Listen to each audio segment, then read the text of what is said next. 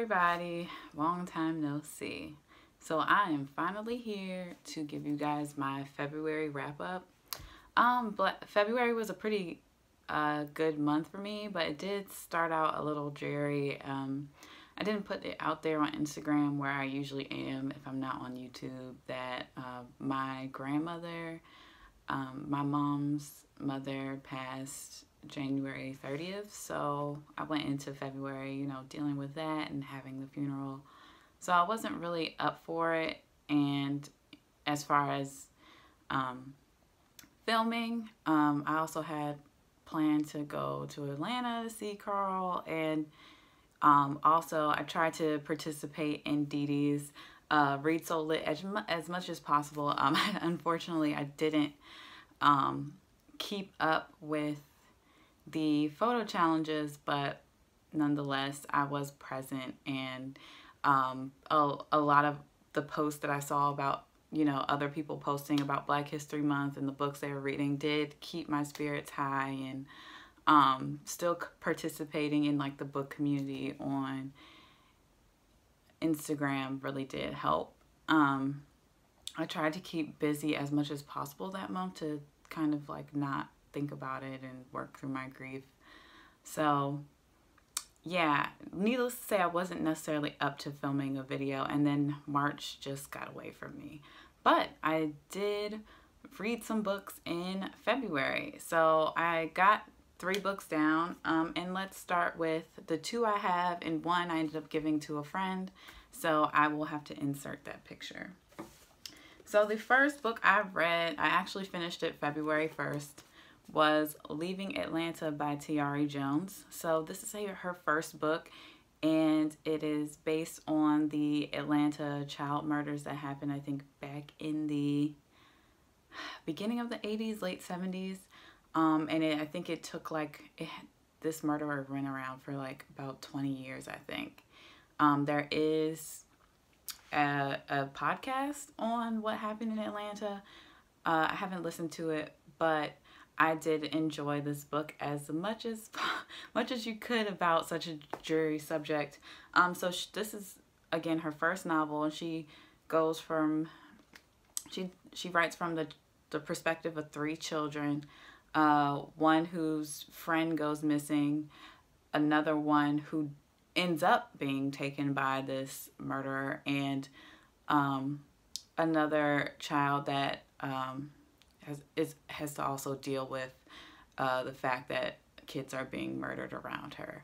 And it also shows like how the parents dealt with it from a child's perspective. I thought this was a solid first, debut novel. The only thing I thought maybe lacking is there were certain parts where I thought like Tayari Jones was going to like maybe push the envelope a little bit, and she didn't. Nonetheless, I still really enjoyed this book.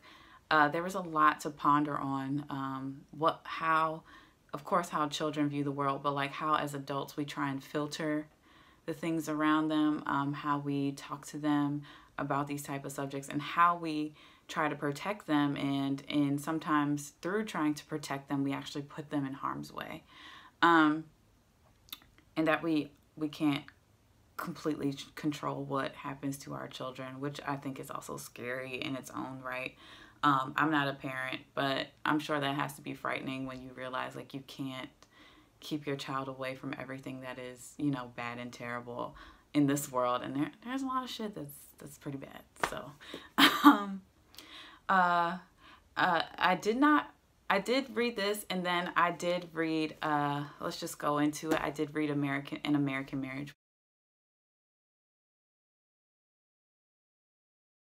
which is her latest novel. It is her 4th novel. I even remember, so I asked for this Gayle months ago, like I think back in September, October. I actually got it from Algonquin, thanks to the book buyer at our store, and I didn't read it until February because it's great getting books for free and getting Gayle's.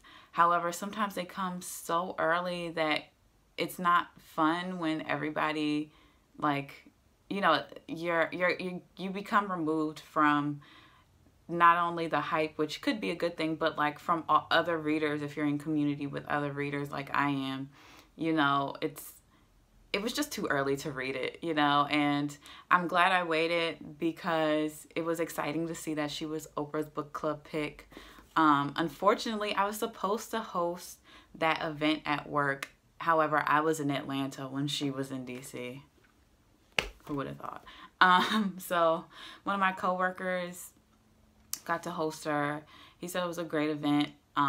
They sold out of her book. And yeah, funny story though, she was actually in the store for a Meg Wolitzer event, and I actually got to talk to her for just a tiny bit. I told her I really liked the book.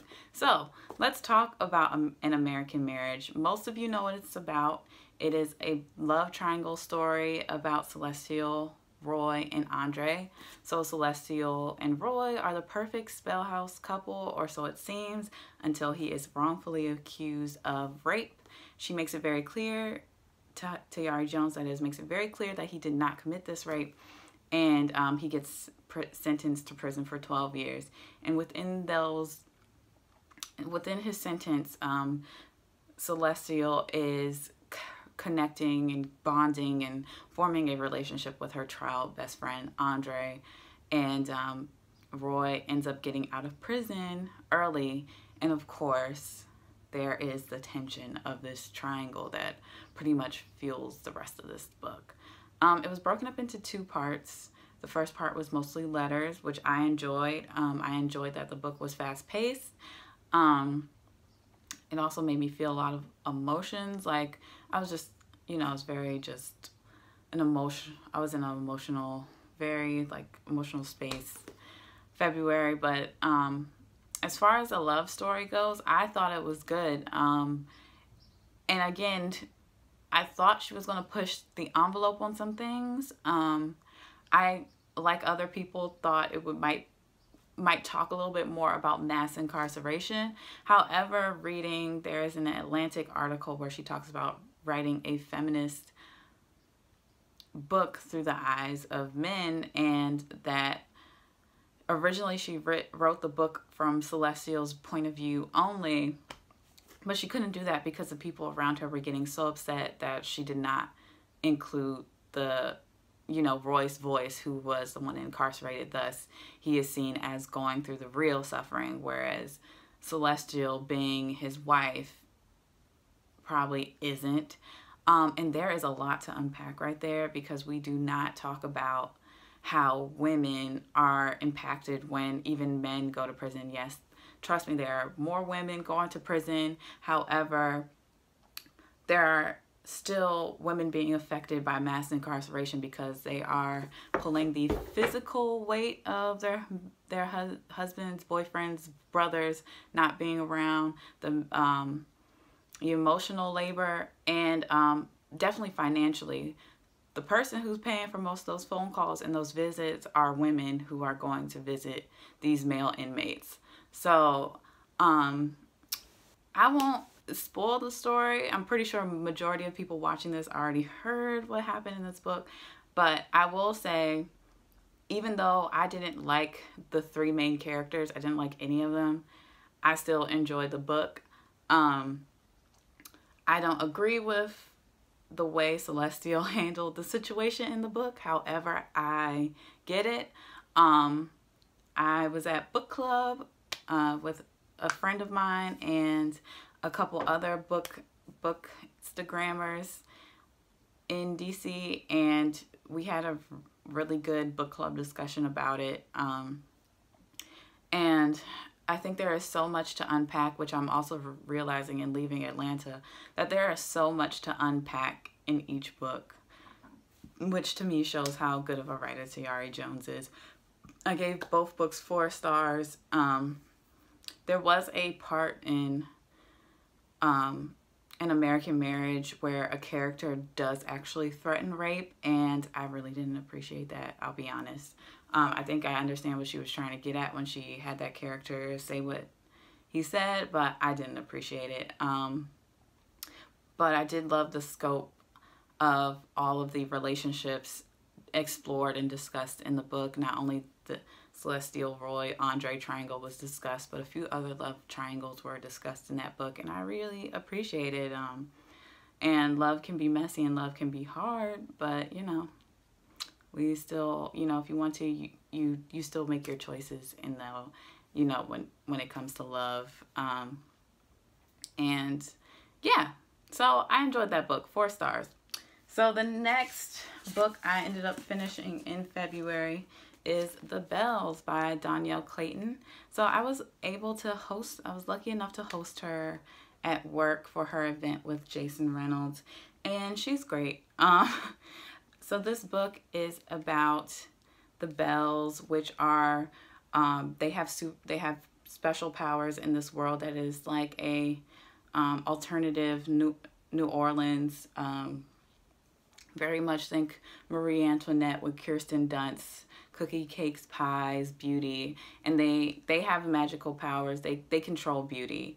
However, the queens and the royalty in the land actually control them, because they pick their favorite belle and they have them living in the castle, and they do they're basically doing plastic surgery with magic on these people. And the book takes a very dark turn that I wasn't expecting. You see the beautiful woman on the cover, the pink, the flowers, and you might think this book would be a little bit fluffy, but it is anything but.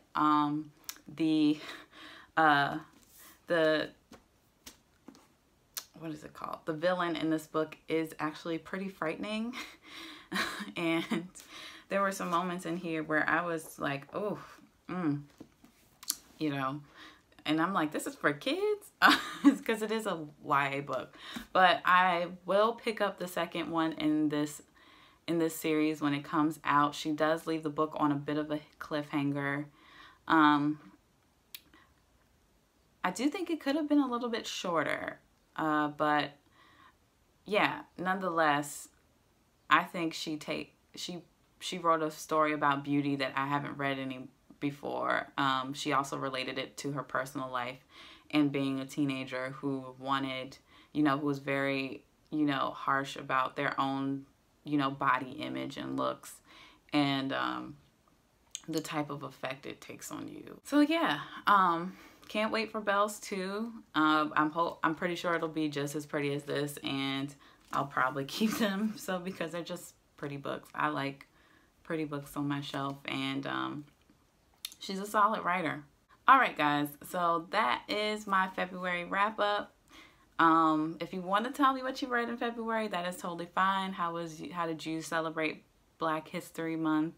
Have you read any of these books? What is your take on an American Marriage? Because people want to be Team Roy, Team Celestial, Team Andre, and I'm like, I am Team Nobody. Like, I just did not like how any of them handled this situation. So